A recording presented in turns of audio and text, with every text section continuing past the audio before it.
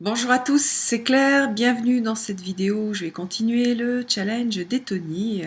Je vais faire plusieurs journées parce que je suis un petit peu en retard. Alors, 15e question, votre avis sur le tarot? Le tarot est-il désuet? Est-il inutile? Bien sûr que non. Le tarot, en fait, je trouve que c'est un outil qui s'adapte formidablement bien à l'époque à laquelle il est utilisé et à la personne qui va l'utiliser. Je crois pas qu'un jour il pourra être désuet parce qu'il a ce côté un peu universel qui fait, voilà, qui va se fondre en fait et qui va se transformer en fonction de ce que la personne va attendre de lui. Donc non, il n'est pas désuet, il n'est pas inutile, on peut faire beaucoup de choses avec, on peut faire alors on peut faire de la divination pure, moi c'est pas trop ce qui m'intéresse, mais on peut faire du travail sur soi, on peut faire donc du développement personnel, du développement spirituel, et puis surtout c'est un super guide pour aider à la décision. Donc non, il n'est pas du tout ni désuet ni inutile. Votre tarot coup de foudre actuel. Alors, mon tarot coup de foudre actuel, je vous l'ai déjà montré, c'est le tarot de Jacques Viville qu'on m'a offert et voilà, je fais plein de trucs avec en ce moment. Plutôt des recherches que des tirages, donc voilà, j'aime bien son côté original et puis les mystères qu'il recèle. Et ça me permet me remettre au tarot de Marseille avec plaisir. Voilà, il y a le petit côté mystère dans ce jeu-là avec des cartes qui sont en miroir. Donc, euh, donc c'est mon coup de foudre actuel. Votre journal de tarot, montrez-nous quelques pages. Je vais le chercher. Alors, mon journal de tarot, c'est plutôt un journal de recherche. Je vous le montre. C'est un vieux cahier que j'ai recyclé. Et puis, voilà un petit peu à quoi il va ressembler. Alors, des fois, c'est un peu. C'est assez. C'est pas très très beau. Parfois, des. Je fais des choses comme ça, voilà. Un peu plus organisées. Et puis, de temps en temps, voilà, je vais dessiner des choses qui m'inspirent. Voilà, donc c'est un peu ma façon de faire le journal de tarot. Alors j'ai pas, enfin comment dire, au niveau de mes tirages, je note certains tirages, mais c'est pas vraiment un journal de tarot, c'est plus un journal intime dans lequel je note les choses que j'ai pu comprendre, voilà. Après, comment choisissez-vous vos jeux pour les lectures? Je choisis intuitivement. Je sais pas, il y a un tarot qui va m'appeler pour un tirage particulier, que ce soit pour moi ou pour d'autres personnes. Voilà, je vais ressentir un petit peu ce qui est juste que j'utilise pour répondre soit à la question que je me pose, soit aux questions qu'on peut me poser.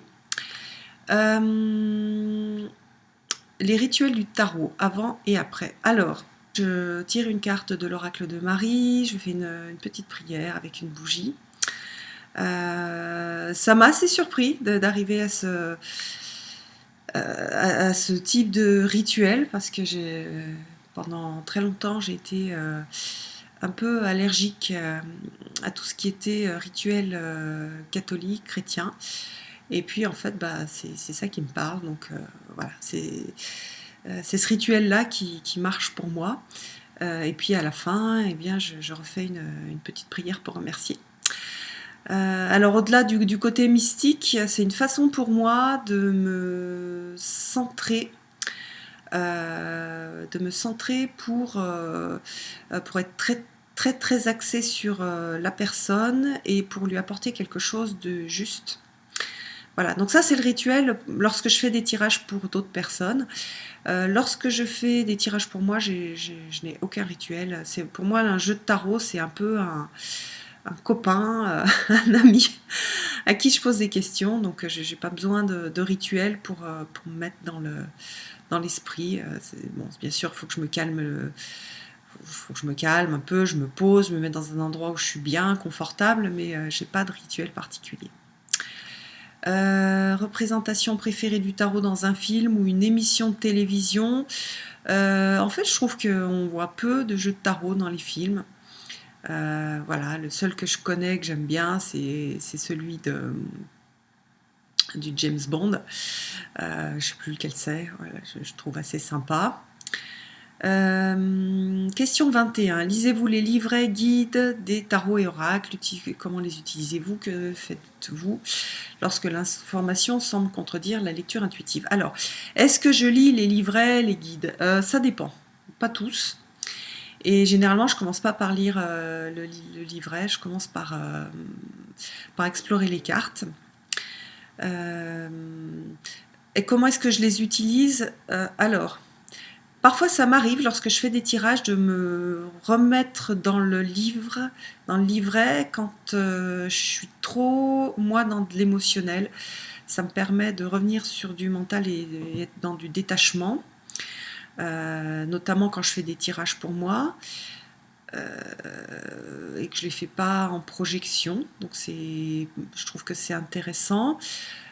Parfois je retourne aussi dans les livres pour me reconnecter avec la vision de l'artiste.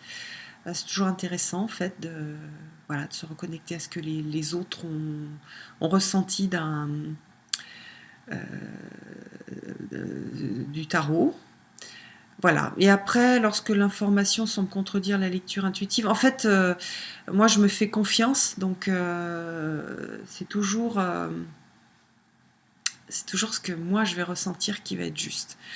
Le livre, de toute façon, c'est quelque chose qui est assez limité. On va jamais pouvoir mettre dans un livre toutes les significations que peut avoir une carte. Voilà, c'est impossible de mettre dans un livre parce que c'est infini. Donc voilà, c'est ce que je vais ressentir qui, pour moi, va être juste. Voilà, bon, je vais terminer là-dessus. Et puis, je vous donne rendez-vous pour une prochaine vidéo. Bye bye!